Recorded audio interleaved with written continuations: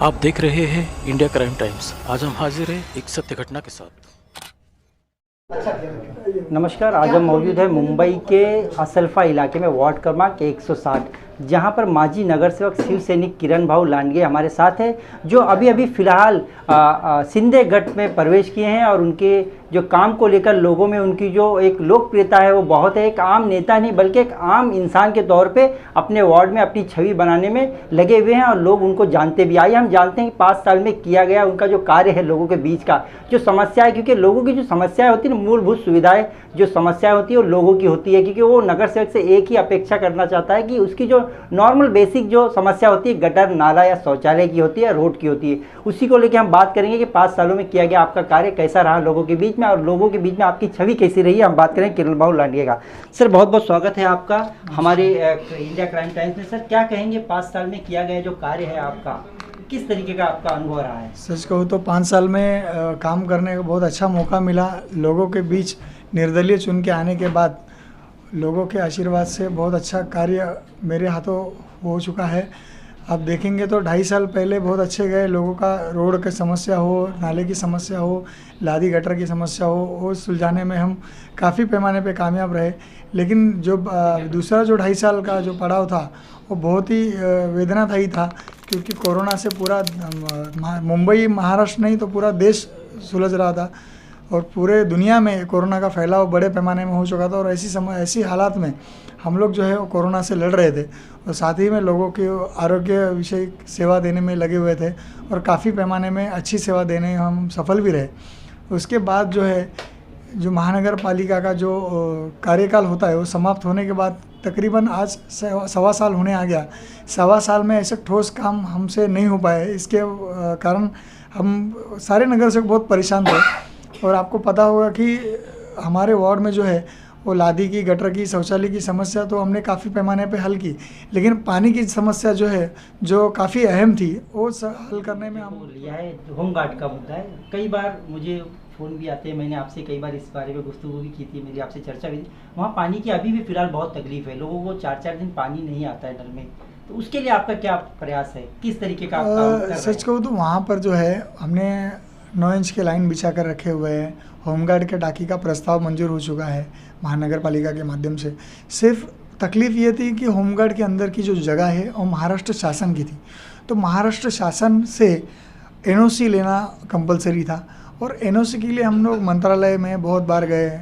मैं और मेरे साथी नगर से विजू शिंदे थे, वो हम दोनों काफ़ी बार गए, बट वहाँ से जो है हमें सरकार में रह के भी चाहिए वैसा सपोर्ट नहीं मिला और लोगों की तकलीफ़ें हल करना वो हमारे प्रथम दायित्व है। वो हिसाब से हमने काफ़ी बार प्रयत्न किया लेकिन हुआ नहीं, सफल नहीं हो पाए।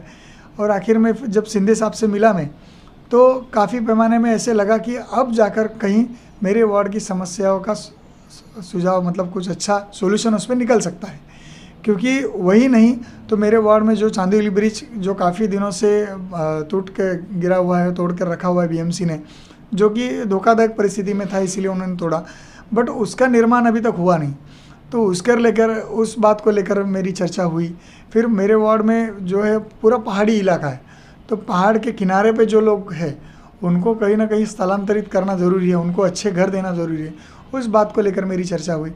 तो काफ़ी सारे विषयों पे चर्चा होने के बाद ऐसे कहीं लगा कि अब जाकर महाराष्ट्र में एक अच्छी सरकार आई है जो गरीबों के हित में काम कर रही है।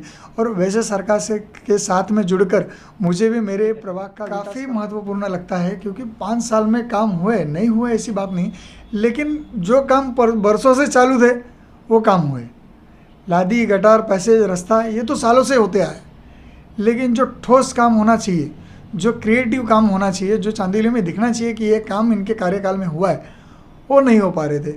आज आप देखेंगे, आज एक सुवर्ण दिन है चांदीवली के लिए कि आज महाराष्ट्र के मुख्यमंत्री चांदीवली में आकर संघर्ष नगर जैसे भीड़ भाड़ वाले इलाके में एक बड़ा 250 बेड का हॉस्पिटल का निर्माण होने जा रहा है। उस हॉस्पिटल का आज भूमि पूजन है। ये काफ़ी बड़ी गर्व की बात है चांदीवली वासियों के लिए कि इतना बड़ा काम राजावाड़ी के हॉस्पिटल के लेवल का हॉस्पिटल वहाँ पे बनने जा रहा है, जिससे कि लोगों को काफ़ी पैमाने में अच्छी सुविधा मिलेगी। आने वाले समय में वहाँ पे सीबीएसई स्कूल हो या फिर कॉलेज हो ये सब अच्छी अच्छी सुविधाएं लाने का काम चांदीवली में आमदार दिलीप मामा लांडे जी के माध्यम से और आदरणीय मुख्यमंत्री एकनाथ जी शिंदे साहब के माध्यम से होने जा रहा है। लेकिन आपने जो निर्णय लिया पक्ष प्रवेश का सिंधेगढ़ में, ये आपने क्या सोच के लिया? मेरा प्रश्न यही सोच के लिया कि काफ़ी सालों से हम जिस कांग्रेस के खिलाफ लड़ रहे हैं, जो पूरा हिंदुत्व का मुद्दा लेकर हम जो लोगों के बीच में जा रहे हैं, आज वही हिंदुत्व का मुद्दा छोड़कर हम कहीं अलग रास्ते पे भटक रहे थे, ऐसा मुझे महसूस होने लगा।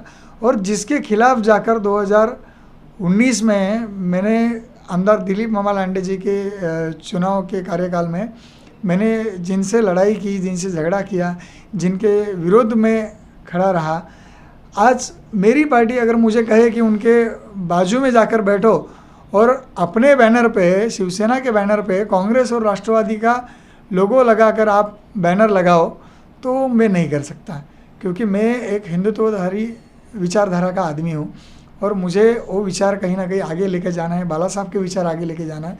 सिर्फ हिंदुत्व को आगे लेके जाकर काम नहीं होगा, तो मेरे वार्ड का विकास भी होना ज़रूरी है। तो वो दोनों चीज़ें अगर मैं देखूँ तो मुझे ऐसे लगता है कि मैं शिंदे साहब के साथ जाऊँ तो मेरा वार्ड का अच्छे से विकास हो पाएगा, मेरे लोगों के विचारधारा को मैं मेंटेन कर पाऊँगा और मेरे लोगों का काम करने में मैं सफल रहूँगा। ये सोचकर मैंने एकनाथ शिंदे साहब के साथ में जाकर और आदरणीय दिलीप लांडे साहब के साथ में जाकर सच्ची शिवसेना जो लोगों के दिलों में है उसमें प्रवेश किया। यदि आपको हमारा ये न्यूज़ चैनल पसंद आए तो लाइक और सब्सक्राइब ज़रूर करें।